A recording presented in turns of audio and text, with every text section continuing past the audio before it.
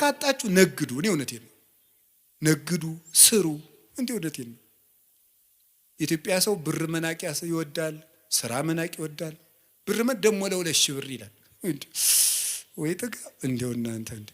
አንዳንዱ ደግሞ ኩራት ራት ነው ይላል። እንደው ከመጨለት ወዲህ ነው ራቱ ነው የሚያውቁ ኩራት። እንደው እስቲ እንደው እስቲ ቅመሰው እንደው ኩራት እየኮራ 3 ቀንጠኛና እንደው ሲለበልብ ታገኘዋል። እንደው እውነቴን ነው። ስሩ ልቅ ኩራት ራቱ ነው ያውቅ። ሲራክ ምን አለ? 3 ሰዎች ነፍሴን አበጻጯት አለ። ሴሰኛ ሽማግሌ፣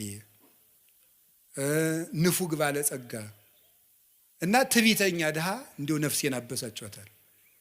ይሁላችሁ እሱ ነው ነገር። ስሩ ዝም ብላችሁ። እኛ ኢትዮጵያውያን ምንም የሚጠቅም ነገር የለም። መስራት፣ መጽደቅ፣ መፎከር ምንም አያመጣም። መስራት፣ መጽደቅ፣ መልካም መሆን ኢትዮጵያውያን